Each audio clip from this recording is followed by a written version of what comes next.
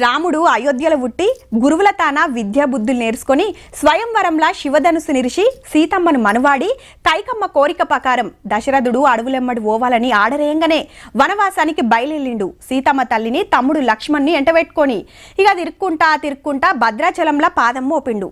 పర్ణశాల కాడనే సీతమ్మ నారశీర ఆరేసుకునేదని రాముని కథలు చెప్తుంటారు వెనకటోళ్ళు. కానీ చాలా మందికి తెలియని ఇంకో ముచ్చట సుతున్నదుల్లో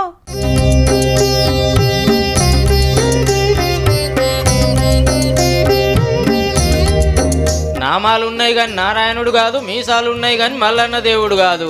ఇంతకెవలు కావచ్చు అంటారా? ఇంకెవలు? అయోధ్యలో ప్రాణప్రతిష్ఠ పండుగ చేసుకుంటున్న రామచంద్రుడే. అగో రామునికి మీసాలుండుడేందని పరిశాన్ అవుతుర్రా. అప్పట్లో రాముని గుడి కట్టినందుకు నిజాం రాజు రామదాసును గోల్కొండ కోటలో బంధించిండు కదా. భక్తుడిని తోలుకపోనికి రాముల వారే స్వయంగా వచ్చిండు అన్నట్టు. కానీ కూర మీసాలతోని పడుసుపోరం లెక్క ఏసం మార్చి వచ్చిండు. అందుకే పట్నం లంగరాజు గడ మీసాల రామునికి 800 ఏళ్ల కిందనే గుడి కట్టి కొలుచుకుంటుర్రు. మూసి ఈసా నదులు కలిసే కాడ కట్టిరు కాబట్టి సంగం గుడి అని పేరు పోయింది. निजाम को सपना में आए आपकी पैसा मिल गया, मेरा भक्त को छोड़ दो.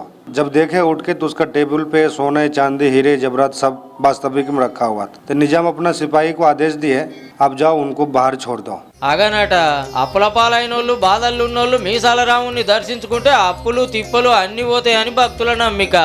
ఈ వేసాను 100% కోరిక నెరవేరుతుందని నేను అనుకుంటున్నాను. ఇక గుడి కాడ చెప్పుకోవాల్సింది రామసేతురాయి. రాముల వారు లంకకు పోతానికి ఆడకం చేసిన రాళ్ళు ఇట్లనే నీళ్ళదే లేదట.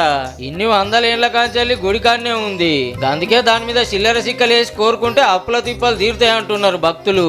ఇది భగవంతుడు ఇక్కడ ఉన్నాడని నిదర్శనం అన్నమాట. మొత్తానికి అయోధ్య రాముడు మీసాల రాముడుగా దర్శనం ఇచ్చేది ఈడ తప్ప ఇంకేడ లేకుండొచ్చు. పట్నంలో ఉన్న అట్లా పోయి దర్శనం చేసుకొని రారి మరి.